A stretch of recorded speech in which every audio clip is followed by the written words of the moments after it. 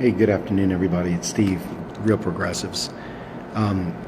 So I think it's important to have a non-political discussion about the way that the financial systems of America work, so that you can understand the difference between the federal government and the state governments, so that when you're thinking about policy and you're thinking about the role of taxation in making policy, and you're considering why some states do better than other states, I think it's really important to understand the mechanisms that allow states to be successful, similar to non-sovereign countries. I think we should start with the term monetary sovereignty. You've heard me talk about that many times. But what a monetarily sovereign entity means is that it's able to create its own currency. So think about somewhere like the United States government, Canada, China, Australia, and there are others, but just as short list right there. And then consider that the states are non-sovereign entities, meaning that they are currency users. Think of Greece.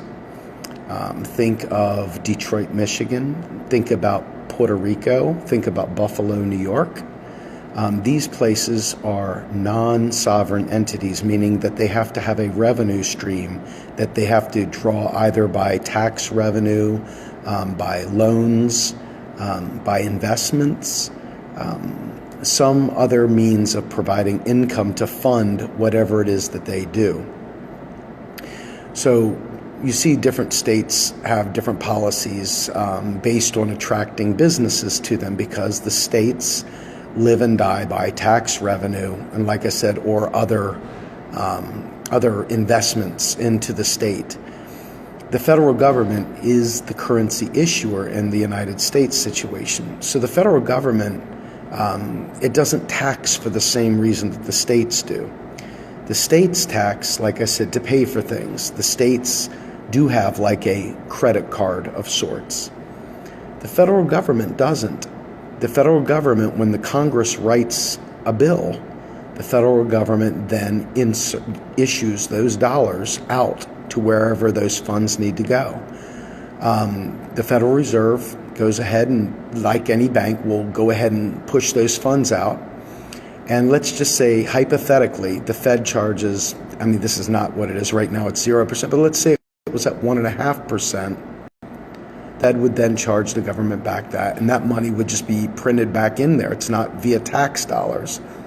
And that money would go back into the economy. Now, mind you, that interest would go in at the upper levels with the banking community, which I'm sure rubs you the wrong way, but it is just the way it happens. It's not I'm just laying it out so you understand.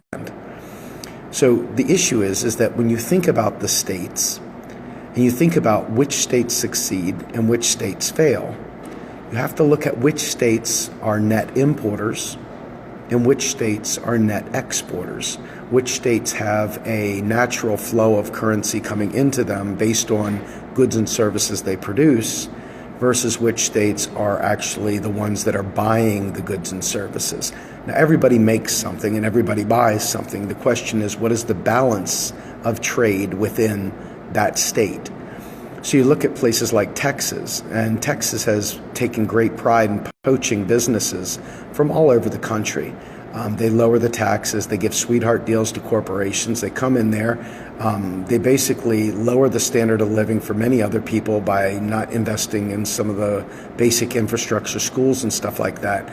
But what they figure is if they can get everybody there, they can cut taxes way low and by economies of scale be able to leverage a lower tax rate to keep the revenues high enough to sustain whatever spending they'd like to do. The problem with that model is not necessarily just for Texas. The problem is the other states that have to now compete with those states.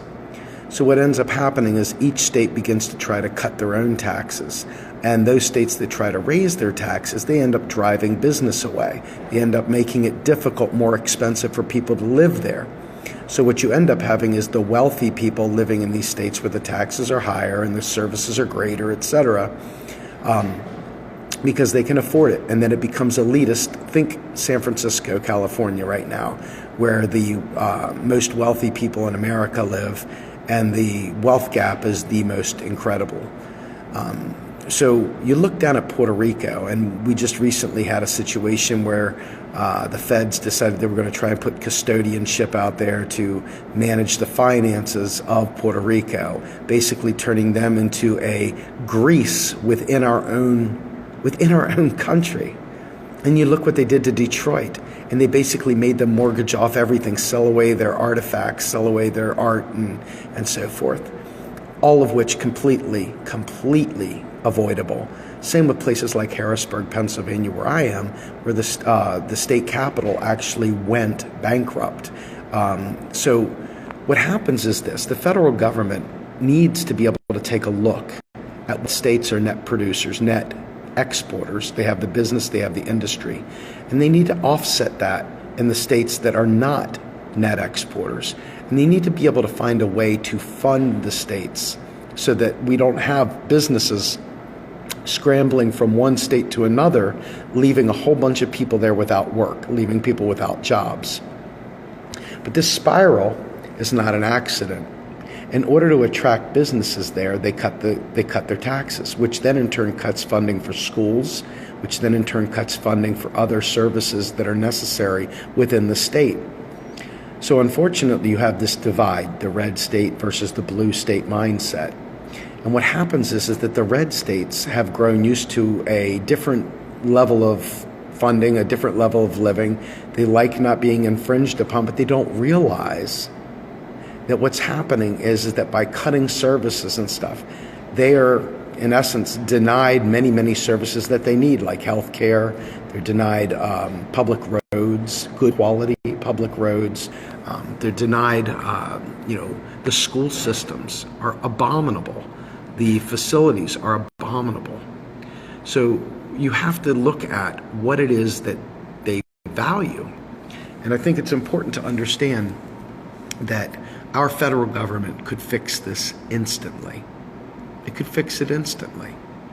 We could easily provide block grants to fund all state initiatives. We could make it so that every state across the board had the same tax rate if we wanted to. We could make it so that that's a 14th Amendment issue to make sure that we are not leaving rust belts behind. They call it creative destruction. The reality is that what happens is that you trap people. They have no way of escaping. And you create a poverty so deep, so severe that the generational curse perpetuates. Now all of a sudden you have a situation that is no longer just a corporate issue. Now you have a situation where it's a humanitarian issue. So we need to be able to understand the way our finances work. When we talk about debt we're leaving to our children, you see that debt clock going off. That debt clock is nothing. It's really a lie. What you've got is a situation where countries and other people buy treasury bonds. And in the old world, they used to use this as a way of, quote unquote, funding government, but it was really more of a transactional thing on a spreadsheet. Because government, we are monetarily sovereign.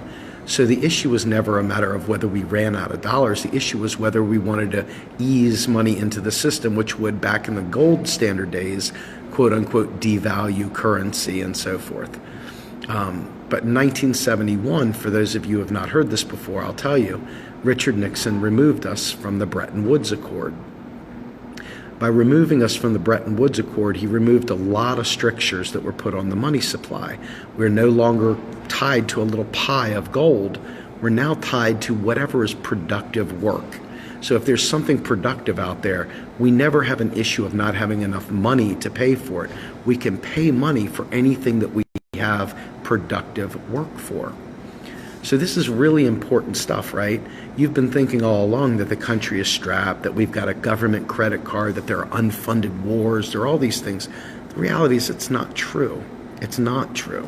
When Congress writes a bill, that bill is then sent as instructions to a bank, then checked